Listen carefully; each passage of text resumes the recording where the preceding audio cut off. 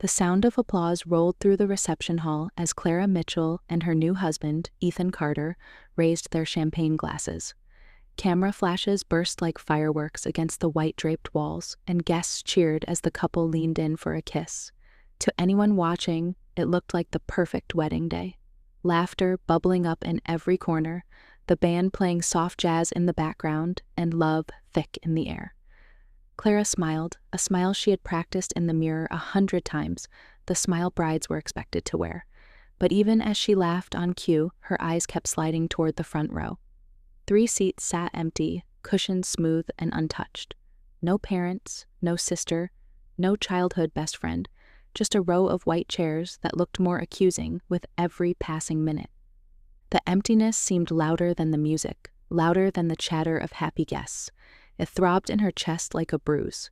She gripped Ethan's hand harder than she meant to. He glanced down, gave her a reassuring squeeze, and guided her back to the towering cake waiting nearby. The cake knife glinted under the lights. Clara lifted it with trembling fingers, and Ethan's father, warm, dependable Thomas Carter, gently steadied her hand. The guests clapped, oblivious to the substitution, oblivious to the fact that the bride's own father wasn't there to guide her. Cameras flashed, forks tapped against glasses, and the newlyweds cut the cake as though everything was right in the world. But Clara knew better. Her family hadn't just missed her wedding, they had abandoned it. When she was a little girl in Ohio, Clara used to daydream about her wedding. Not about the dress or the flowers, not even about the man at the altar. Her fantasies were simpler, humbler. She imagined her father walking her down the aisle, his hand steady on hers. She pictured her mother straightening her veil at the last second, eyes glossy with pride. She imagined her younger sister Savannah whispering a joke to calm her nerves, and her best friend Danielle cheering louder than anyone else when the vows were complete. But when the chapel doors opened that afternoon in Providence, Rhode Island, none of that came true. It was Ethan's father who took her arm and walked her forward with pride. It was Ethan's mother who leaned down to adjust her train, and it was Ethan's sister, Emily, who dabbed Clara's tears when she stumbled through her vows. The Carter family had filled every role her own had left vacant. They had done it graciously, without complaint, as if they had been waiting their whole lives to love her this way. And though Clara was grateful, though she smiled through the ceremony and whispered "thank you" 100 times, the hollow ache inside her only grew. Clara knew the guests whispered about it. She could feel the puzzled glances, the questions left unspoken. Where are her parents? Why isn't her sister here? Some might have assumed her family had passed away, that tragedy explained the absence. But the truth was sharper, crueler. Her family was alive, well, and somewhere else entirely. She had tried to ignore the signs. When she first announced her engagement, her mother's enthusiasm had been muted. Her father's text came back vague, distracted. Savannah barely responded at all, always too busy with her social life. At fittings, they were absent. At cake tastings, they had other plans. When Clara sent out invitations, the RSVPs came back with weak half answers. And yet she had clung to hope. They'll come. They have to come. I'm their daughter. But as she stood under the string lights of the reception, watching Ethan's family fill the dance floor, the truth finally broke her denial. They had made their choice, and it wasn't her. The moment her heart finally cracked came midway through the cake cutting. She slipped her clutch open, almost by instinct, and her phone lit up in her hand. 36 missed calls from her mother. One new text: "We need to talk. Now." Clara's breath caught. She closed the clutch quickly before Ethan noticed, but the words burned behind her eyes. 36 calls. Why tonight? Why, of all moments, now?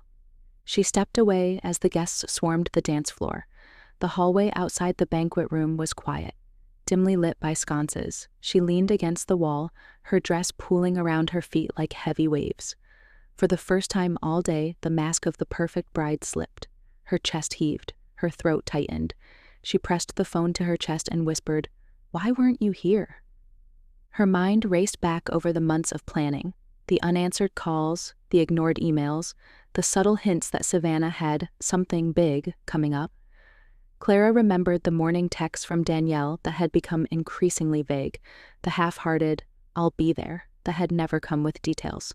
And now this, 36 missed calls and a demand for a conversation she hadn't asked for. Her hands trembled as she opened the message again. "We need to talk." Now, talk about what? The wedding they had skipped? The daughter they had abandoned? The betrayal she could already feel tightening around her ribs? The laughter and music from the reception hall bled faintly through the doors.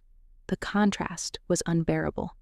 Inside, guests believed the bride was radiant, adored, celebrated. Outside, in the quiet hall, Clara knew she had been erased by the very people who should have loved her most. This wasn't an accident, it wasn't a scheduling conflict or a harmless oversight. Something deeper was at play, something intentional. And Clara, standing there in a dress she had once thought would represent joy, realized that her wedding had become something else entirely. It was the day she finally understood that her family hadn't just neglected her. They had sabotaged her, and before we dive further into Clara's story, I'd love to hear from you. Drop a comment below and tell me where you're watching from. I read every one, and your support keeps these stories alive. Clara's story does not start with a wedding. It starts with the tick of a kitchen clock in a small Ohio house where attention was scarce. On the refrigerator, under a sun-faded strawberry magnet, Savannah's life bloomed. Ballet schedules, violin juries, glossy photos, a conservatory brochure with her name circled twice. Clara's certificates curled behind lists. When she brought home honor roll letters, Laura pinned them for a week, then replaced them with another rehearsal flyer. Her father, Michael, handled pride like a spotlight with one bulb. He beamed in auditoriums, camcorder on his shoulder, roses in hand, shouting, "That's my girl," as Savannah executed a trembling arabesque. At Clara's spelling bee, he was stuck in traffic, or perhaps he had not checked the calendar. The reason shifted each time. The trophy sat on her dresser for years, proof that victory without witnesses feels like rehearsal. Laura, their mother, loved in the way busy people love. She loved whatever needed doing most. Hems, tights, newsletters, emergency studio calls, a minivan that served as a second home. When Clara mentioned a scholarship application or a physics quiz that went well, Laura kissed her cheek and said, "You're so capable, honey." The praise delivered like a task completed, not a person seen. Capability became Clara's reputation and her camouflage. Clara did not hate Savannah. Savannah did not ask for the pedestal. She learned to balance on it. Clara cheered from the wings, pinned tiaras, steamed tutus, drove carpool when schedules split. The house ran on Clara's reliability. Being dependable felt like virtue until it turned into invisibility. There were good days, snowmen with grape buttons, backyard grilling, Laura humming over a sheet cake, bright enough to confuse the darker ones. But the pattern held. When the calendar forced a choice, the family chose the performance. High school clarified what childhood had hinted. Savannah's weekends filled with competitions. Clara's filled with labs and a part-time library job where the quiet felt like permission. Once, asked to help a second grader with a science worksheet, she explained how static makes a balloon cling to hair and felt the small joy of being useful in a way Maple Street had never named. Senior year set 2 milestones on the same Saturday, Clara's graduation at 2 and Savannah's regional finals at 5, 3 hours away. Tight but doable, Laura said. From the stage, Clara found only empty seats where her family should have been. Applause rose anyway. She accepted her diploma, memorizing the feel of paper where a parent's arm should have been. That night, Michael called. "How did it go, kiddo?" She said, "Fine." College became the first place where her effort met recognition without translation. She chose biomedical engineering because it promised usefulness. In the labs, the pulse of pumps and the click of pipette tips felt like music. Professors learned her name. A mentor scrawled "original insight here" in the margin of a draft and slid it back like a found key. Clara began collecting these small proofs the way others collect postcards. Calls from Ohio arrived sporadically and carried news in one direction. Savannah made core, Savannah got a solo, Savannah strained an ankle, and the house reorganized around recovery. "You understand," Laura said. "You've always been so mature." Clara listened, agreed at the right silences, and signed off with, "I'm happy for her," a sentence that held truth and a little ash. There were visits. At Thanksgiving, Clara arrived with pies she had baked. The pies sat while Laura unveiled a caramel cake because Savannah had posted a photo of one. Michael raised a toast to our star. When Clara announced an internship at a medical device startup, Laura smiled and said, "Isn't that sweet?" before clearing the table. This is how neglect works. You can map incidents and still struggle to name the climate. No one slammed doors. No one called Clara unlovable. Love existed, but it was rationed according to Spotlight, and she learned to live on rations. When loneliness pressed, she ran along the river or sat in a cheap theater, letting other people's stories fill the space. Her friendship with Danielle began when they reached for the same lab stool and laughed. Danielle gathered people the way others gather recipes. She insisted birthdays be witnessed. For Clara's 21st, she reserved 2 tables at a karaoke bar and demanded terrible singing because joy, like grief, deserves an audience. For the first time, celebration arrived on time. By graduation, her resume looked like a scaffold she had built with stubborn hands, an honors thesis, a publication, and a job offer from a Providence firm. She accepted for the work and for the water.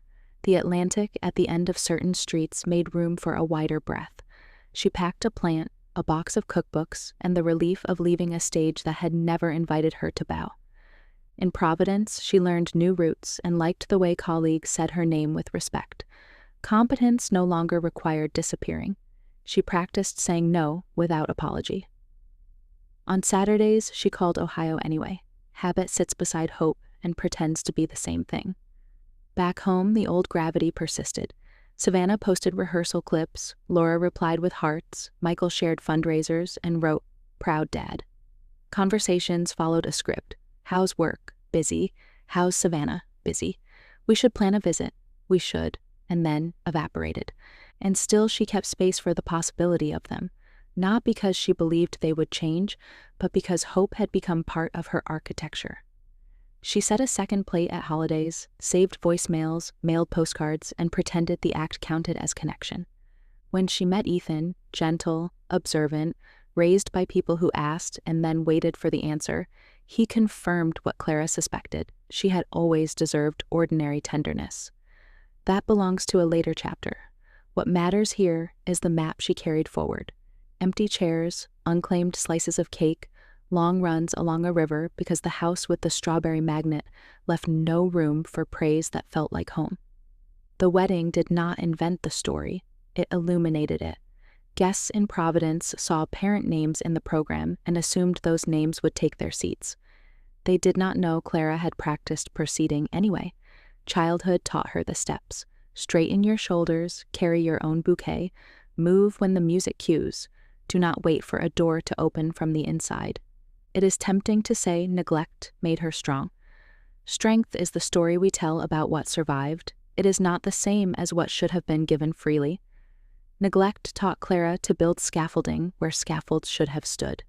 She assembled an audience, friends, mentors, future in-laws, clapped for herself in kitchens, wrote her name on reports even when no one asked who authored them.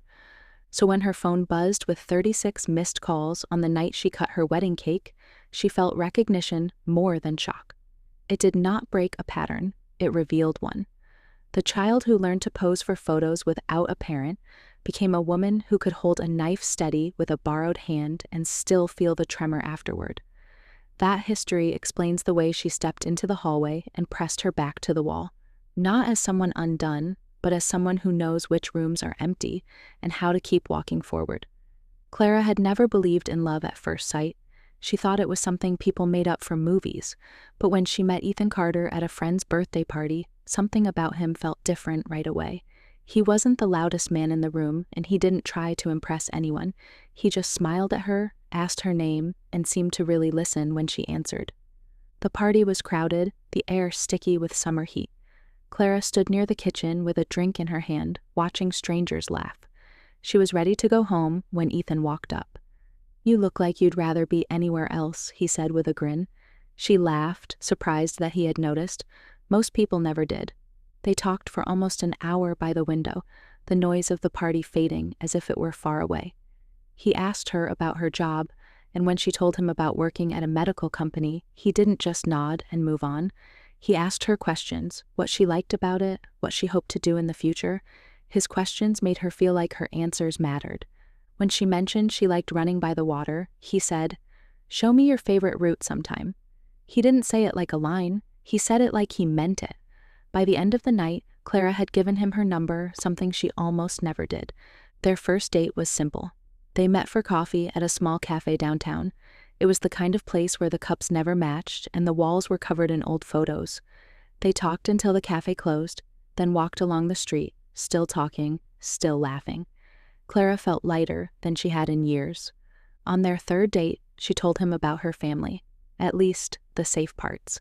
She mentioned how they had missed her graduation, how her sister always seemed to be the star. She waited for the look she had seen on other people's faces, the quick change of subject, the awkward silence. But Ethan didn't do that. He said quietly, "That must have hurt a lot," and reached across the table to hold her hand. It was such a simple thing, but it made her eyes sting with tears. Through Ethan, Clara met his family, and it was like stepping into another world. His mom, Margaret, hugged her the very first time they met. His dad, Thomas, asked her about her work and actually listened. His younger sister, Emily, pulled Clara into a board game after dinner as if they had known each other for years. It was ordinary, maybe, but to Clara, it felt extraordinary. For the first time in her life, she felt like she belonged at a family table. She found herself looking forward to Sunday dinners with them, to holiday plans, to birthdays that were celebrated with balloons and cake. The love she had longed for but never found at home was given freely by people who had just met her. With Ethan, she didn't have to prove herself. She didn't have to earn his attention by shining the brightest. He noticed her even in the quiet moments, when she was reading, when she was cooking, when she was simply there. It was the kind of love that made her believe she had been wrong all those years. Maybe love at first sight wasn't made up. Maybe it had just taken her longer to find it. As the months went by, Clara and Ethan built a rhythm that felt natural. They didn't need big trips or fancy dinners to enjoy each other. Sometimes their best nights were simple ones, making pasta in her small kitchen while music played on the radio, or watching old movies on the couch with a blanket over their legs. With Ethan, life didn't feel like something she had to fight for. It felt easy. One night, after they had been dating for almost a year, Ethan asked Clara to come home with him for Sunday dinner. She agreed, but her stomach turned with nerves. She wasn't used to being welcomed into other people's families. Growing up, she had always been the extra chair in the corner, the quiet one who went unnoticed. She worried Ethan's family might see her as plain or unimportant. When she walked into the Carter house, though, all those fears melted. Margaret came straight over and hugged her tight, as if she had been waiting for this moment. Thomas shook her hand, firm and warm, and said, "Ethan's told us so much about you." Emily shouted from the kitchen, "Finally, you're here," and rushed in to pull her toward the table. Dinner that night wasn't anything grand, just roast chicken, potatoes, and green beans, but it was filled with laughter. Stories overlapped, jokes flew across the table, and every time Clara spoke, someone leaned in to listen. It startled her at first. She wasn't used to people holding space for her words, but slowly she let herself sink into it. After dinner, Margaret pressed a slice of pie into Clara's hands and said, "Your family now?" Clara smiled and thanked her, but later, when she was alone in her apartment, she cried. They were happy tears, tears of relief. For the first time in her life, she felt seen by a family. Ethan's support gave Clara courage to face something she had avoided for years: therapy. It was Ethan who suggested it, not as a demand, but as an idea. "You've been carrying so much on your own," he said. "Maybe talking to someone could help." Clara had always thought therapy meant weakness, that if she admitted she needed help, it would prove her parents right, that she was the quiet, fragile one. But Ethan made it sound like strength, so she made an appointment. In therapy, Clara learned words she had never had before.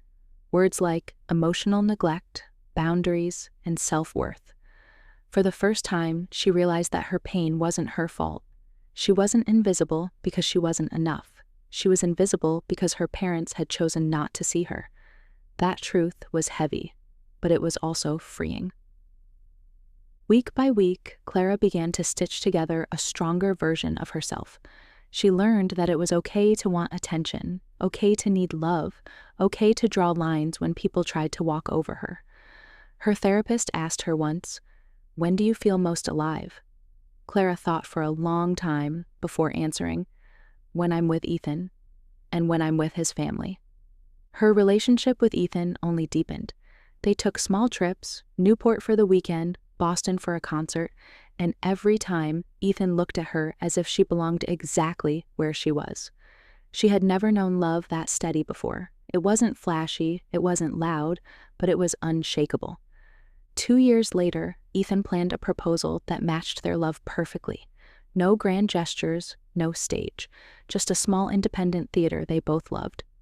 Before the movie began, the lights dimmed and the screen flickered. Instead of previews, a short reel of photos and memories began to play.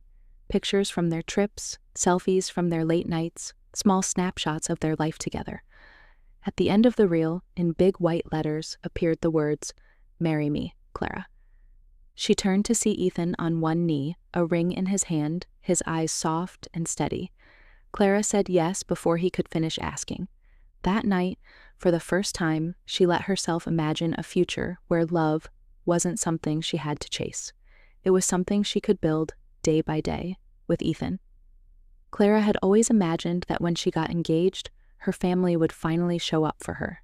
She pictured her mom crying happy tears, her dad hugging Ethan with approval, and Savannah cheering for her big sister.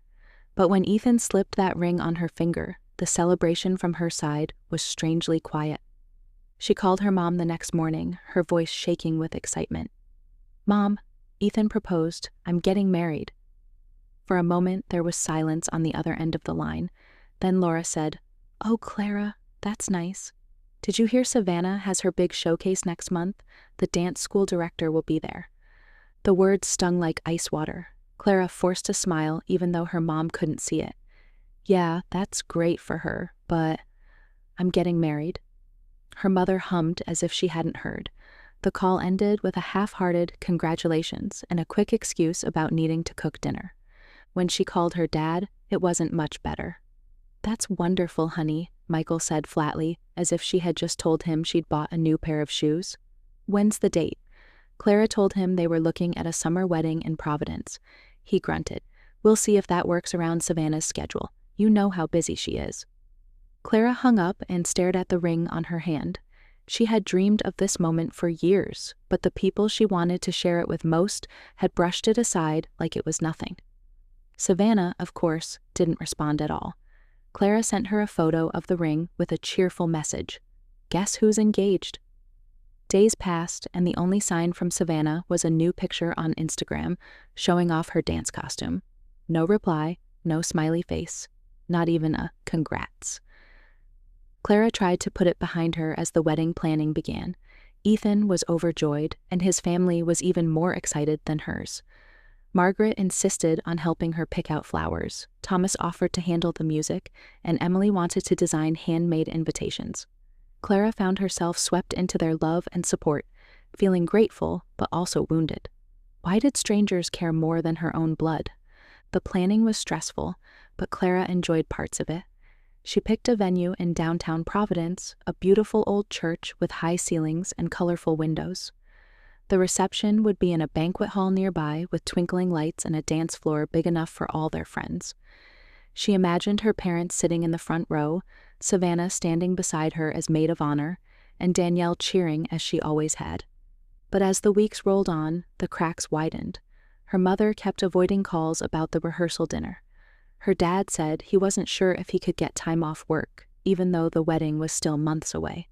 Savannah never once asked about dresses, flowers, or details. When Clara pressed, her mother sighed.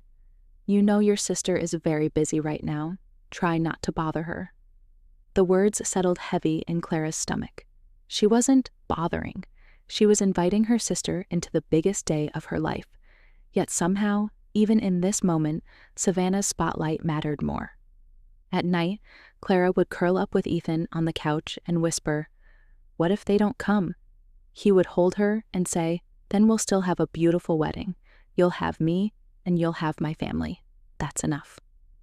Clara nodded, but inside, she still longed for the people who had always chosen her sister over her.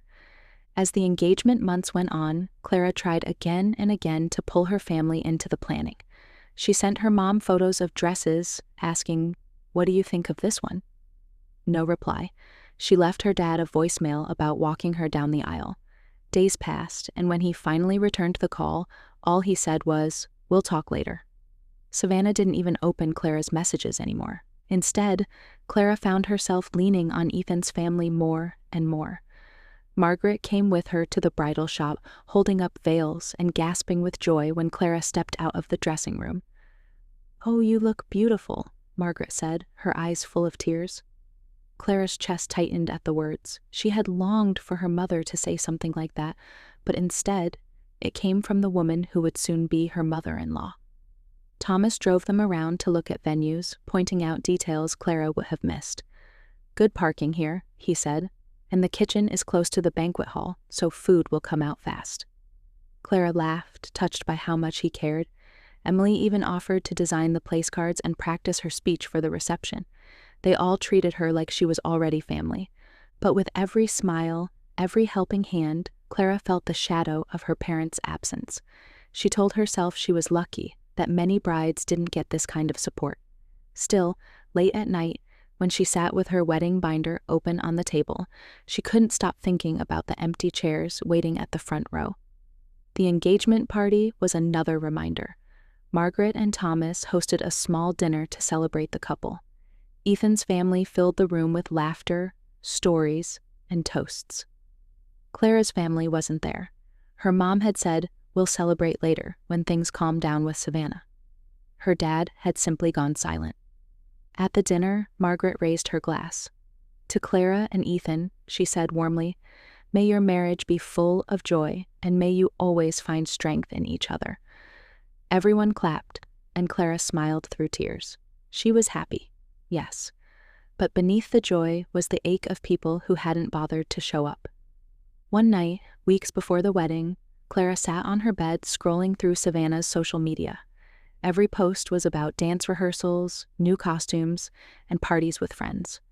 There was no mention of Clara's engagement. It was as if Savannah had erased it from her world. Clara set her phone down, her chest heavy, and whispered, "Why am I always the one left behind?" Ethan found her there, staring at the floor. He sat beside her and pulled her close. "I know you wish they were different," he said gently, "but you don't need to earn their love. You already have mine, and you have people who see you for who you are." Clara nodded against his shoulder. She knew he was right, but the longing was still there. She wanted her family to stand up for her, to finally choose her, just once. What she didn't know then was that the choice they would make very soon would break her heart in a way she had never imagined. Clara kept telling herself that her family would come around. Maybe they were just busy. Maybe they were distracted. Deep down, she believed that when the big day got close, they would show up. She wanted so badly to believe that her parents and sister wouldn't leave her standing alone. As the wedding plans picked up speed, she gave them every chance. She mailed them copies of the schedule, wrote out a list of roles, and even called to ask for simple things, like helping with the rehearsal dinner. Her mom gave short answers. "We'll see." Her dad said, "Don't count on me yet." Savannah didn't reply at all. The rehearsal dinner was the first true test. It was set for the Friday before the wedding, at a small restaurant near the church. Ethan's parents were there early, greeting guests and setting out place cards. Clara saved 3 seats at the front for her mom, dad, and sister. Every time the door opened, she looked up with hope. But the night wore on, the seats stayed empty, and Clara felt the pit in her stomach grow. Ethan's mom leaned over, gently covering Clara's hand. "Sweetheart, maybe they'll surprise you tomorrow," she whispered. Clara nodded, trying to smile, but the tears pressed hot behind her eyes. She excused herself to the bathroom, locking the door before letting them fall. She stared at her reflection in the mirror and whispered, Why am I never enough for them? When she came back out, the toasts had started. Thomas raised his glass, speaking about how proud he was of Ethan and how lucky he felt to welcome Clara into the family. Margaret followed with warm words about Clara's kindness and strength. The whole room clapped and people smiled at her, but Clara's gaze still drifted toward the 3 empty chairs. Later that night, when she and Ethan were back at their apartment, he pulled her close. "I know this hurts," he said softly, "but you're not alone. Tomorrow my dad will walk you down the aisle if you'll let him, and you'll be surrounded by people who love you, even if they don't share your last name." Clara cried into his chest, both grateful and brokenhearted. She had dreamed of her father giving her away, of her mother fixing her veil, of her sister standing proudly beside her. Instead, she was learning to let go of the dream, even as the wedding drew closer. What she didn't know was that her family's silence wasn't just forgetfulness or neglect. It was something much more deliberate. The morning of the wedding, Clara woke up with a strange mix of joy and dread. She slipped into her dress, letting Margaret and Emily fuss over the buttons and the lace, and tried to focus on the love she felt for Ethan. But the silence from her family was heavy, like a shadow in the room. She had called her mom one last time the night before. The call went straight to voicemail. Her dad didn't answer either. Savannah never replied to the dozens of messages Clara had sent over the past weeks. With each silence, her hope shrank smaller and smaller until only a flicker remained. At the church, Clara stood in the back room clutching her bouquet. She peered out at the rows of seats, her heart pounding. The guests were filing in, smiling and excited. She spotted Ethan's aunts and uncles, old friends from college, and even coworkers who had traveled far. But the front row, reserved for her parents and sister, remained empty. Emily hugged her from the side.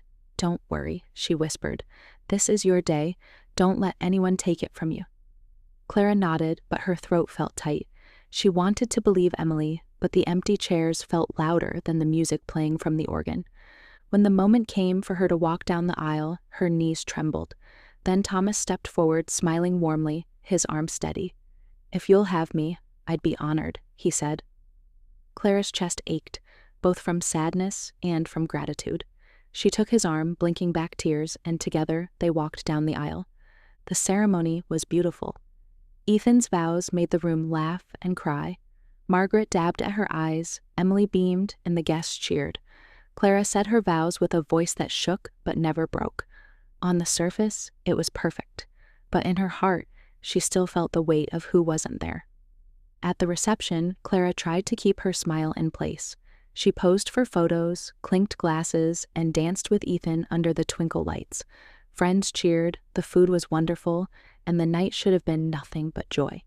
Yet every time she glanced toward the head table, the missing faces pulled her back into sadness. Then, as she cut the cake with Ethan, her clutch buzzed from the chair beside her. She slipped it open and froze. 36 missed calls from her mother. One text glared at her from the screen. "We need to talk. Now." Her hand shook as she tucked the phone away, but inside, her stomach dropped. She knew in that moment that their absence wasn't just thoughtless, it was planned. 2 weeks before the wedding, Clara had been sitting at her desk at work when her phone buzzed with a notification. She opened Instagram and froze. Staring back at her was a photo of Savannah, grinning with a diamond ring on her finger, the caption loud and bold. She said yes, her sister was engaged. At first, Clara smiled. Despite all the pain between them, she wanted to be happy for Savannah. But as she read the comments, her stomach twisted. Friends congratulated Savannah, asking about the wedding date. And then she saw it. Engagement party on June 14th. Can't wait to celebrate. Clara's heart sank. June 14th was her wedding day. She called her mother, her voice shaky. "Mom, Savannah's engagement party is on my wedding day? That has to be a mistake, right?" Her mother sighed, long and tired, as if Clara were the one causing trouble. "Honey, Savannah didn't realize. She just wanted a date that worked for everyone. Could you maybe move your wedding?" Clara sat frozen in her chair. "Move my wedding?" she repeated, her voice hollow. "Mom, the venue is booked, the guests are invited, everything is set. How could I possibly move it? Her mother's tone hardened. Savannah is younger, Clara. She deserves her day too. Maybe you could be flexible for once. The call ended with Clara's hands shaking.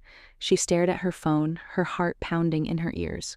For years, she had accepted being second. She had swallowed every small slight, every forgotten birthday, every empty chair. But this was beyond anything she could have imagined. That evening, she told Ethan, her voice breaking as she explained. He wrapped his arms around her and shook his head. "You're not moving your wedding," he said firmly. "You've done nothing wrong. This is your day." But deep inside, Clara felt the cold truth settle. Her family wasn't just neglectful. They were willing to erase her completely, even on the most important day of her life. In the days that followed, Clara waited for someone in her family to call and apologize, to admit it had been a mistake, but no call came. Instead, Savannah's engagement posts filled her feed, her showing off the ring, smiling at her fiancé, and bragging about the party everyone was dying to attend. Each new post was like a reminder that Clara's own wedding was being treated like an afterthought. Clara tried one more time to reach her father. "Dad," she said softly over the phone, "please tell me you'll be at my wedding." There was a pause, then his low voice. "You know how your sister is. She wants us there for her big day. It would mean a lot to her." Clara felt the floor tilt beneath her. "So you're telling me you're going to Savannah's party instead of my wedding?" He cleared his throat, avoiding the truth, but not denying it either. "It's complicated." Her breath came sharp and shaky. "No, it's not complicated. It's simple. You're choosing her again." The line went silent for a beat before he mumbled, "We'll talk later." But Clara knew there would be no later. When she hung up, the tears came hard and fast. She pressed her face into her pillow, the weight of years crashing down. Every forgotten celebration, every missed milestone, every time she had been invisible. This was the final proof. Her parents would rather celebrate Savannah's engagement than witness her vows. The days leading up to the wedding felt surreal. Ethan's family surrounded her with love and excitement, but Clara moved through it all like she was in a dream. Friends asked about her parents, and she smiled tightly, saying they were busy. Inside, she was breaking. Then came the final blow. Danielle, her maid of honor, the one person she thought she could count on, sent her a text the week of the wedding. "So sorry, Clara. I don't think I can make it." Something came up. Clara stared at the screen in disbelief, but when she checked Instagram later that night, her heart sank. There was Danielle, tagged in Savannah's post, smiling with a glass of champagne in hand. Clara's chest ached so badly it felt hard to breathe. She had lost her parents, she had lost her sister, and now even her best friend had chosen Savannah over her. On the outside, Clara tried to keep it together. On the inside, she knew the truth. She was walking into her wedding alone, abandoned by the people who should have stood beside her. The morning of the rehearsal dinner, Clara sat at her kitchen table, staring at the place cards she had carefully written by hand. Each one carried a name in soft gold ink. Ethan's family, her college friends, coworkers, neighbors. At the very front of the stack were 3 cards she had saved with hope: Mom, Dad, and Savannah. She slid them into her purse anyway, even though part of her knew they would never be used. The restaurant buzzed with excitement that evening. Waiters rushed back and forth, the smell of roasted chicken and garlic bread filling the air. Ethan's parents greeted guests at the door with hugs, their joy spilling into every corner of the room. Clara smiled and greeted people, but her eyes kept darting to the table at the front. 3 seats sat empty, waiting. As the first toast was raised, Clara's heart thudded. Every time the door opened, she straightened, expecting to see her parents or her sister walk in late. But each time, it was another guest, another smile, another reminder that the ones she longed for most were not coming. She pulled the 3 cards from her purse and set them in front of the empty seats anyway. Her hands shook as she pressed them into place. Ethan noticed and reached over, covering her fingers with his. His father leaned in quietly, his voice gentle. "Clara, sweetheart, maybe it's time to take those cards away." The words pierced deeper than he knew. Slowly, with tears burning behind her eyes, Clara gathered the cards back into her purse. The space looked even emptier without them. When the time came for speeches, Margaret stood, raising her glass with a smile. She spoke of how much Ethan had grown, of how proud they were to welcome Clara into their family. Her words were warm, kind, and full of love. The guests cheered, clapping their hands against the table. Clara smiled, but her throat tightened. She thought of how her own parents should have been the ones speaking those words, should have been telling her how proud they were. She slipped away to the restroom before dessert was served. Staring at her reflection in the mirror, she whispered, "Why do I keep hoping? They've shown me who they are." Her voice cracked, but she forced herself to breathe. She wiped her eyes, fixed her makeup, and walked back out with her head high. The rest of the dinner went smoothly, but Clara felt like she was floating above it all, playing the role of a happy bride while carrying a hollow ache. Clara returned from the bathroom and tried to steady her breathing. She told herself over and over to focus on the people who were there for her, not the ones who weren't. But the ache pressed down heavy in her chest, like a stone she couldn't shake loose. When she sat back down, her eyes went straight to the chair beside her, the one reserved for Danielle, her maid of honor, her best friend since college, the person she thought would never leave her side. The chair sat empty, napkin folded, untouched. At first, Clara told herself there had to be a reason. Danielle was probably late, maybe caught in traffic. She pulled her phone from her purse, waiting to see a message light up on the screen. Nothing, no text, no voicemail, just silence. Clara forced a smile as another toast was made, her cheeks aching from the effort. Under the table, her hands shook, gripping the fabric of her dress. The rehearsal dinner moved forward without Danielle. Guests clapped, laughed, and clinked glasses. Margaret leaned close now and then, whispering encouragements while Ethan never left Clara's side. But every time the restaurant door swung open, Clara's heart leapt, only to sink again when it wasn't Danielle. By dessert, she couldn't pretend anymore. Her best friend wasn't coming. Later that night, when the dinner ended and guests drifted out into the warm summer air, Clara tried again to call. The line rang once, twice, then straight to voicemail. She opened her social media, hoping for an explanation, and her breath caught. There was Danielle, smiling in a photo from Savannah's engagement party, champagne glass in hand, her arm looped tightly around Clara's sister. The caption read, "Celebrating the bride-to-be. What a perfect night." Clara's whole body went cold. Danielle hadn't just skipped the rehearsal dinner. She had chosen Savannah. She had chosen the party that had stolen Clara's day. The world around her blurred as she stared at the photo. Memories of Danielle rushed through her mind. Late-night study sessions in college, birthdays they celebrated together with cheap pizza and laughter, nights they promised to stand by each other no matter what. Danielle had been the one person Clara trusted, the one person who had always made her feel like she mattered, and now she was standing at Savannah's side, smiling as if Clara didn't exist. Clara sat in the back seat of Ethan's car, her phone clenched in her hands, fighting tears. The city lights slid past the window in streaks of gold, but all she could see was Danielle's betrayal. "She's not coming," Clara whispered, her voice breaking. Ethan glanced at her, his jaw tight, his eyes full of quiet fury. He didn't ask who, he already knew. He reached across the seat and took her hand, his grip steady, grounding. At home, Clara walked into the bedroom and laid her dress carefully across the chair in the corner. She smoothed the fabric with trembling hands, her chest aching. She stared at it for a long time. That dress was meant for joy. It was meant for a morning filled with laughter, with her sister fixing her veil and her best friend handing her the bouquet. Now it felt heavier, lonelier, as though the fabric itself carried the weight of everyone who had walked away. She sat on the edge of the bed, her shoulders shaking. The silence in the room pressed down until she thought she might break beneath it. Ethan knelt beside her, pulling her close, his voice calm.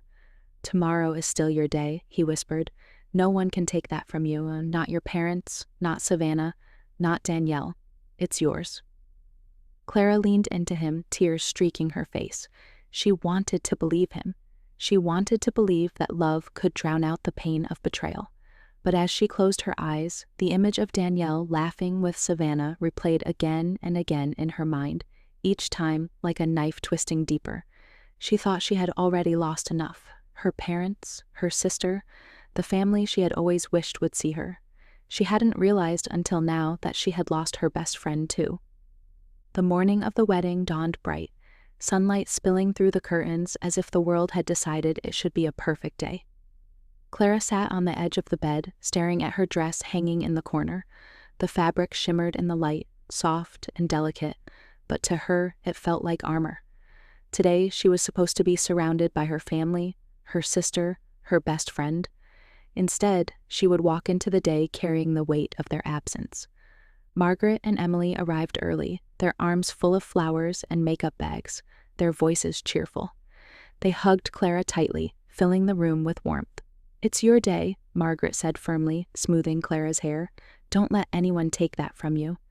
Emily grinned and pulled out a small pouch of lip gloss. "Don't worry, I've got you covered," she said, trying to lighten the mood. Their energy helped, but the ache in Clara's chest remained. As she sat in front of the mirror while Emily worked on her makeup, Clara's phone buzzed again. She didn't even want to look, but curiosity pulled her eyes to the screen. More missed calls, more messages from her mother. She didn't open them. She couldn't. Whatever her mother had to say, it was too late. The minutes ticked by, and soon it was time to leave for the church. Clara climbed into the car with Margaret and Emily, clutching her bouquet in trembling hands. The streets of Providence blurred past, the city alive with summer, while inside the car, Clara sat in silence. She tried to picture walking down the aisle, tried to imagine smiling as she said her vows, but every image was overshadowed by the empty chairs waiting at the front. When they arrived at the church, Clara's legs shook as she stepped out of the car. The building rose tall and beautiful, sunlight glinting through the stained glass windows. Guests were already filing inside, dressed in bright colors, their voices echoing with excitement. Ethan's family greeted her with cheers, hugging her as if she were already their daughter, their sister. She smiled back, grateful, but deep inside, the hollow ache remained. In the small waiting room at the back of the church, Clara sat with her bouquet resting on her lap. The music began, a soft hum of strings filling the air.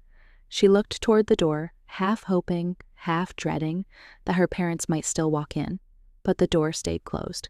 Then Thomas stepped forward. He wore a dark suit and a steady smile, his hand outstretched. "If you'll let me," he said quietly, "I'd be honored to walk you down the aisle." Clara's throat tightened, tears filled her eyes as she nodded. She slipped her hand into his arm, and for the first time that morning, she felt steady. The doors opened, and Clara stepped into the sanctuary. Music swelled, guests rose to their feet, and the air filled with the sound of joy. Faces turned toward her, beaming, but her eyes flicked quickly to the front row. 3 seats, empty, cushions smooth, untouched. The sight stabbed her heart, but she lifted her chin higher. She walked forward, her steps slow but sure, each one carrying the weight of everything she had endured. When she reached Ethan, his eyes met hers, full of love and quiet strength. The moment the officiant began speaking, the ache in Clara's chest eased just enough. Ethan's vows were simple, steady, promises of love and partnership.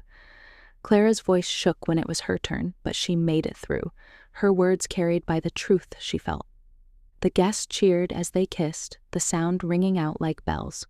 Clara smiled, her heart torn between joy and grief. She was now a wife, bound to Ethan, a man who had chosen her fully and without hesitation. Yet the shadow of her family's absence clung to her, a reminder that love sometimes comes from the most unexpected places, and sometimes fails where it should be strongest. At the reception hall, lights twinkled overhead as guests filled the space with laughter and music. Clara greeted everyone, hugged friends, and danced with Ethan under the soft glow. The food was delicious, the band lively, the night everything a wedding should be. But even as she smiled for photos and clinked glasses with her husband, her gaze kept drifting to the head table. The 3 missing faces haunted her. When it was time to cut the cake, Ethan stood beside her, his hand steady on hers as they sliced into the layers of frosting and sponge. Guests clapped and cheered, cameras flashed, and for a moment Clara felt almost whole. Then her clutch buzzed on the chair behind her. She reached for it, opened it quietly, and froze. 36 missed calls. All from her mother. One text waiting at the bottom of the screen. "We need to talk." Now Clara's breath caught. Her hand shook as she closed the clutch again, forcing a smile for the guests. But inside, her stomach dropped like a stone. She knew in that instant her family's absence was not an accident. It wasn't a mistake. It was something far worse. She turned back to the cheering crowd, cake in her hand, her smile fixed in place. No one around her knew that her world was tilting, that beneath the laughter and music, a secret was waiting to crash through the walls of her joy. And when it did, she knew everything she thought she understood about her family would shatter. Clara slipped away from the noise of the reception, clutch in hand, her heart pounding. She ducked into the hallway outside the banquet room, the music and laughter fading into a distant hum. With shaky fingers, she opened her phone again. 36 missed calls from her mother. Her thumb hovered over the most recent text. "We need to talk." Now her stomach twisted. She thought of every excuse she had made for them over the years. Every time she had explained away their absence, told herself they were busy, told herself it didn't matter. But the weight of those missed calls told her otherwise. Something was waiting on the other end of that line, and part of her didn't want to know. She pressed call back. The phone rang once, then twice, before her mother's voice came through, shaky and panicked. "Clara," she breathed, "we have to explain." "Explain what?" Clara's voice cracked. "That you weren't at my wedding? That you chose Savannah again? That you didn't even bother to show up for me?" On the other end, her mother began to cry. "It wasn't what you think. Savannah, she told us you didn't want us there." Clara froze. "What?" "She showed us messages," her mother said quickly. "Screenshots. She said you told her you didn't want us at the wedding, that you thought we would ruin it, that you wanted her to keep us away. She said you begged her not to come, and that you didn't even want Danielle there. She said you told her to lie for you." Clara's knees buckled, and she slid down the wall to the floor, her dress pooling around her. "That's not true," she whispered. "I never said that." Her mother's sobs grew louder. "We believed her. We thought you didn't want us. We thought you hated us. Clara, we didn't know what to do." The phone shook in Clara's hand. Memories flooded back. The cold replies from Savannah, the silence, the sudden distance from Danielle. All of it made sense now. Savannah had spun her lies into a web so thick her parents had chosen to believe her over their own daughter. And Danielle, her maid of honor, had fallen into the trap too, drawn to Savannah's party by the same lies. Clara's anger burned hot, rushing through her veins. "You believed her?" she said, her voice low and sharp. "You believed her over me, without even asking me?" There was silence. Then her father's voice came faintly in the background, quiet but clear. "We should have known better." Her mother sniffled. "We're so sorry, Clara. We don't know why she did it, but we see now. We see everything." Clara closed her eyes. For years, she had begged them to see her, to hear her, to notice her pain. And now, on the night of her wedding, she finally had their attention, but only after her sister had torn everything apart. She ended the call without another word, her hands trembling, her breath unsteady. She sat on the floor for a long time, the muffled sound of music and laughter seeping through the walls. Eventually, she stood, gathering the pieces of herself, and walked back into the reception. Ethan spotted her right away, his brow furrowed, but she forced a smile and shook her head. "Later," she mouthed. For the rest of the night, Clara moved through the motions. She danced, she laughed, she smiled for photos. But inside, the truth gnawed at her. Savannah hadn't just skipped the wedding. She had stolen it. She had lied and twisted the truth until everyone Clara loved had turned away. As the night wound down, Clara stepped outside into the cool air.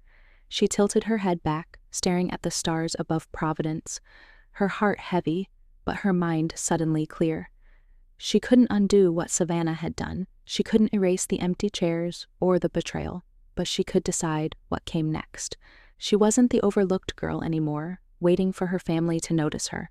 She was a woman who had spoken her vows, who had built a life with someone who chose her every day.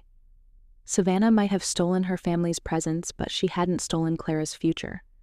Clara drew a deep breath, squared her shoulders, and whispered to herself, "This isn't the end of my story." The morning after the wedding, Clara woke to the sound of her phone buzzing again. She lay still for a long moment, staring at the ceiling, her body heavy with exhaustion. The dress was draped over the chair in the corner, the bouquet wilted in a glass of water on the nightstand. It should have been the happiest morning of her life. Instead, it felt like waking from a dream and realizing the cracks had been real all along. Ethan stirred beside her. "Don't look at your phone yet," he murmured. "Give yourself a break." But the buzzing continued, sharp and insistent, and Clara finally reached for it. Dozens of messages lit up the screen. Some were from her mother, full of apologies and explanations. Others were from old family friends who had seen Savannah's posts. Each one was another reminder of what had been stolen from her. She scrolled through them, her stomach twisting. Then her eyes caught on a notification that made her freeze. It was a voicemail from Danielle. Clara pressed play, her heart pounding. Danielle's voice came through, shaky and uncertain.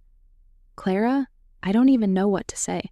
Savannah told me you didn't want me there. She showed me texts, messages that looked like they came from you. She said you thought I would distract from your day. I believed her, and I went to her party instead. But then I heard things last night, people talking. I don't know. I think I made a huge mistake." Clara's breath caught. Her hands shook as she held the phone. So it was true. Savannah hadn't just lied to their parents. She had forged messages, spreading poison until even Clara's best friend turned away. Ethan sat up, watching her carefully. "What is it?" Clara handed him the phone, unable to speak. He listened, his jaw tightening as the message ended. "She lied to everyone," he said flatly. "Your sister wanted to ruin your wedding, and she nearly did." Clara pressed her face into her hands. "Why, Ethan? Why would she hate me that much?" He pulled her close, his arms strong around her. "Because you shine in ways she can't control. She's jealous, and she thought she could take everything from you, but she didn't." Still, Clara's chest ached. She thought of the empty seats, the missing laughter, the toast that never came. The wedding had been beautiful, yes, but Savannah's lies had carved holes in it, holes that no amount of love could fully fill. Later that day, Clara agreed to meet her parents. They asked her to come to their house, the same house where crabapple trees lined the yard and Savannah's trophies still glimmered on the shelves. Walking up the steps, Clara felt a mix of dread and anger. Her mother opened the door, her eyes red from crying. "Clara," she said softly, reaching out, but Clara stepped back. "Don't," she whispered. "Not yet." Inside, her father sat in the living room, his hands clasped tight, his face drawn.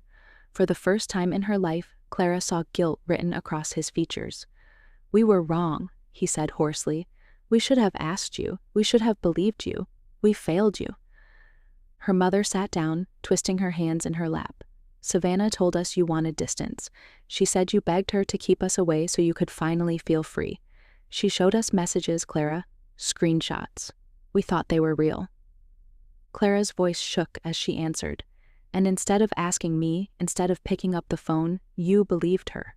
You missed the most important day of my life because you trusted Savannah's lies more than my truth." Her father's eyes filled with tears. "You're right. There's no excuse." The silence that followed was thick. Clara looked at the shelves full of Savannah's photos, the evidence of a lifetime of favoritism. The years of neglect pressed down on her, but for once she felt stronger than the weight. "I don't know if I can forgive you," she said quietly. "Not yet, maybe not ever, but I need you to understand something. I will not be second anymore. Not to Savannah, not to anyone. If you want to be in my life, you need to show up for me. Not for her, not for appearances. For me." Her mother nodded quickly, tears spilling down her cheeks. Her father looked at the floor, ashamed. Clara stood, her heart racing.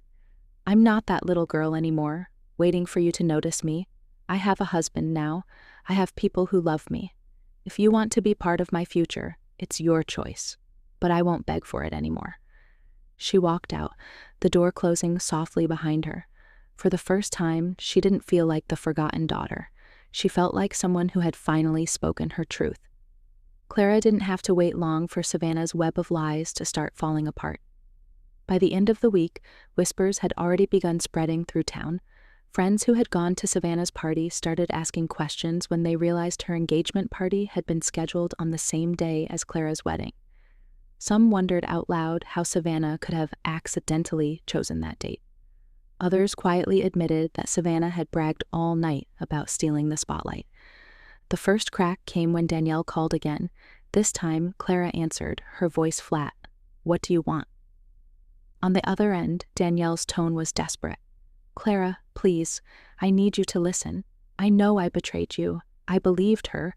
I believed Savannah, but now I know she lied. She forged those messages. I saw the way she laughed about it at her party. She said, 'Clara will never see this coming.'" Clara's chest tightened, but her voice stayed cold. "So you knew she was lying and you still stayed?" Danielle's breath hitched. "I didn't know until it was too late. By the time I realized, I'd already chosen the wrong side, and I regret it more than anything. Please, Clara, I don't expect you to forgive me right away. I just need you to know I'm sorry." Clara closed her eyes.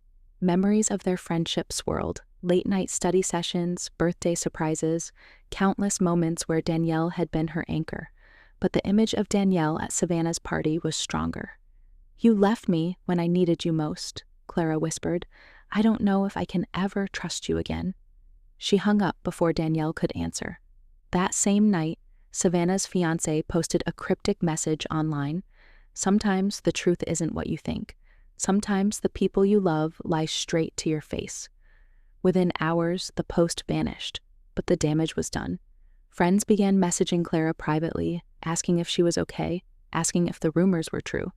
It didn't take long before Savannah's engagement unraveled completely. Word spread that her fiancé had called off the wedding after learning the truth about her lies. He had confronted her with screenshots, friends said, and she had tried to laugh it off, saying it was just a harmless joke. But it wasn't harmless. It was cruel. And he walked away. When Clara heard the news, her feelings were a storm of anger, sadness, and relief. She hadn't wanted revenge. All she had wanted was a family who loved her. But there was something strangely satisfying about Savannah's mask finally slipping in front of everyone. Days later, Clara received a message from Savannah herself. Just 3 words: "We need to talk." Clara didn't respond. She wasn't ready. Not yet. Instead, she poured her energy into Ethan and the life they were building. They hosted a small dinner at their apartment, inviting the friends who had stood by her, the people who had shown up on her wedding day. Laughter filled the rooms, glasses clinked, and for the first time since the wedding, Clara felt a sense of peace. But that peace didn't last long. Her parents showed up at her door the following weekend, Savannah trailing behind them. Clara froze at the sight. Savannah's face was pale, her eyes rimmed red. "Please," her mother said softly, "let us come in." Clara hesitated, then stepped aside. They sat in the living room, the air heavy with tension. For a long moment, no one spoke. Finally, Savannah broke the silence. "I'm sorry." The words hung in the air, fragile and thin. Clara waited for more, but Savannah's voice faltered. "I didn't mean for it to go that far. I couldn't stand you having the spotlight. You've always been so steady, so good, and She choked on the words. "I wanted something for myself. I wanted to win for once." Clara stared at her sister, anger boiling inside. "Win? You call destroying my wedding a win?" Her voice rose, trembling with fury. "You lied. You stole my family from me. You turned my best friend against me. You left me standing in front of empty chairs on the most important day of my life." Savannah's tears spilled over. "I know, and I lost everything. My fiancé, my friends, even Mom and Dad see me differently now. I don't expect you to forgive me. I don't know how to fix it." Clara's hands clenched into fists. For years, she had dreamed of this moment, of Savannah finally admitting the truth. But standing here, face to face, she realized no apology, could erase the pain. Forgiveness, if it ever came, would not be quick or easy. She stood, her voice steady at last. I don't know if I can forgive you either, but I do know this. Your lies don't define me anymore. I'm done being second place in my own life. If you want a relationship with me, you're going to have to earn it, and it won't happen overnight. Her parents looked at her with sorrow in their eyes, but for once, Clara didn't shrink under their gaze. She felt tall, solid, unshaken. She had spoken her truth, and nothing could take that away. The weeks after the confrontation with her family passed in a blur. At first, Clara felt wrung out, like all her energy had been poured into that one moment of standing up for herself. She replayed the conversation over and over. Her father's quiet shame, her mother's tears, Savannah's broken apology. For years, she had dreamed of them finally seeing the truth, and now that it had happened, the satisfaction was mixed with sorrow. Nothing could give her back the wedding day she had lost. Nothing could erase the empty seats. But slowly, something shifted. Instead of waking up each morning with dread in her chest, Clara began to feel lighter. She cooked breakfast with Ethan, laughed with his sister over coffee, went back to her office, and let herself get lost in projects again. She found herself enjoying simple things, like walking to the market or reading in the park. These small moments of peace reminded her that life kept moving forward. One Saturday, she met Margaret and Emily for brunch. As they sipped tea, Margaret reached across the table and squeezed Clara's hand. I know it hasn't been easy, dear, but I want you to remember something. Families aren't only the ones you're born into, they're also the ones you choose, and you've chosen us, just as we've chosen you. The words washed over Clara like sunlight. She had always carried the ache of not belonging, of never being enough, but in that moment, she realized she did belong somewhere, right here with people who saw her and loved her without condition. Later that evening, Clara sat with Ethan on their balcony, watching the city lights blink on as dusk settled. She rested her head on his shoulder. Do you think I'll ever forgive them? She asked softly. Ethan thought for a moment before answering. Maybe, maybe not. Forgiveness isn't about them, Clara. It's about you. You get to decide how much power their choices still hold over you. His words settled deep inside her. She had spent years waiting for her parents to choose her, waiting for Savannah to stop competing. But now she saw she didn't have to wait anymore. Their choices no longer had to define her future. A few days later, Clara returned to therapy. Her therapist listened as she recounted everything: the empty seats, the forged messages, Savannah's confession. When Clara finished, her therapist nodded thoughtfully. Clara, what you did was powerful. You stood up for yourself. You spoke your truth, even when it hurt. That's what healing looks like. It doesn't mean the pain is gone, but it means you're stronger than it. For the first time, Clara believed it. She began writing again, something she hadn't done since college. Not stories, but letters to herself, reminders of the woman she was becoming. She wrote about courage, about love, about the family she was building with Ethan. She filled a notebook with promises. I will not beg for love. I will celebrate myself. I will never again sit in the back row of my own life. Meanwhile, Savannah's absence stretched on. She sent more messages, each one softer, each one more desperate. Please talk to me. I need my sister. I miss you. Clara read them, but she didn't respond. Not yet. Forgiveness, if it came, would be on her own timeline. Her parents reached out too, slowly, cautiously. Her mother sent recipes, her father mailed a card on her birthday. Clara accepted them, but with distance. She no longer rushed to make things easy for them. Instead, she held firm to her boundaries, knowing that real change would take time. Through it all, Ethan stood beside her. He reminded her of her strength when she doubted, made her laugh when she felt heavy, and built with her a home that was filled with light. One evening, as they cooked together, Ethan paused and said, "You know, one day our kids will hear this story, and they'll know their mom was the bravest person I've ever met." Clara felt tears prick her eyes, but this time they weren't from sadness. They were from hope. She wasn't just surviving anymore, she was building something new. Clara sat at her desk one evening, weeks after the wedding, with a blank page open in front of her. The notebook she had started was filling fast, each page carrying words she once kept locked inside. She wrote about the little girl who had waited at every recital, hoping for a proud glance from her parents. She wrote about the teenager who had stood alone on her graduation stage.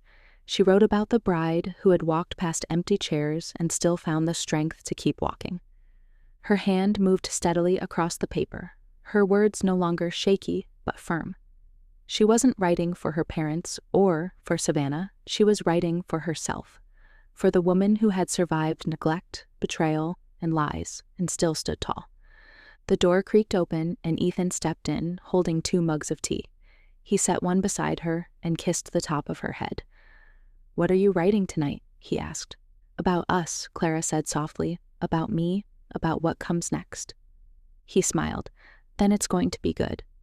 She leaned back in her chair and looked at him, at the man who had chosen her without hesitation, who had filled the empty spaces with steady love. For so long she had lived with the ache of wanting her family's approval. Now she realized she didn't need it. She already had everything she needed: love, respect, and a future built on truth. The weeks rolled into months. Slowly, life settled. Work kept Clara busy. She started leading a new project at her company, her ideas finally being recognized and celebrated. Ethan's family continued to wrap her in warmth. They invited her to Sunday dinners, birthdays, and holidays, treating her as one of their own. Each gathering felt like a reminder that she belonged. Her parents tried to reach out again. This time, Clara didn't ignore them, but she didn't rush either. She answered calls when she felt ready. She listened, but she didn't bend her boundaries. "If you want to be in my life," she told them one night, her voice calm, "you'll need to show me, not just tell me. Actions, not words." It was the first time she had ever spoken to them without fear. Savannah kept sending messages too. Some were long, full of guilt and excuses. Others were short, almost pleading. "Please, I can't do this without you." Clara read them all, but she didn't reply. She wasn't ready, and for once she allowed herself that space. Healing didn't mean rushing back to old wounds. It meant protecting herself long enough to grow stronger. On their 3-month anniversary, Ethan surprised Clara with a trip to the coast. They walked along the rocky shoreline, the wind whipping through her hair, the sea stretching wide and endless. Clara picked up a smooth stone and held it in her palm. "This feels like me," she said quietly, shaped by waves, but stronger because of them. Ethan slipped his hand into hers. "Exactly," he said. "You're stronger than anyone I've ever known." Clara tossed the stone into the water, watching the ripples spread out. She thought of everything she had endured: the neglect, the lies, the betrayal. None of it had broken her. It had carved her into who she was now. That night, as they sat by the fire, Ethan leaned close. "Clara, I know the wedding wasn't what you dreamed of, but every day since, you've proven something important. That love isn't about one day, it's about what we build together, and what we're building is bigger than anything they could take from you." Clara's eyes filled with tears, but this time they were warm, not heavy. She realized he was right. The wedding might have been scarred by absence, but her marriage was alive, whole, and strong. When she lay down to sleep, Clara whispered to herself, "I am not invisible." I never was. For the first time, she believed it. The little girl who had once sat at empty tables was gone. In her place stood a woman who had chosen herself, who had spoken her truth, and who had finally stepped into the life she deserved. And though the pain of the past would always be part of her story, it no longer controlled the ending. Clara would write the rest herself. Clara's story is a reminder that sometimes the people who should love us most are the ones who hurt us deepest. She spent years chasing their approval, waiting for them to finally see her, to finally choose her. But in the end, she learned that family isn't just the people you're born to, it's the people who stand beside you when everyone else walks away. Her parents may have failed her, her sister may have betrayed her, even her best friend turned her back. But Clara found love, loyalty, and strength in new places. She built her own family, her own future, and discovered that her worth was never tied to the ones who ignored her. Revenge didn't come in anger or shouting. It came in the quiet strength of moving forward, in choosing joy, in refusing to let lies define her. The sweetest justice wasn't about tearing anyone down, it was about rising so high that no one could erase her anymore. Clara's life didn't end with empty chairs, it began with full ones, filled by people who chose her, who celebrated her, and who saw her for who she truly was. And that is her victory.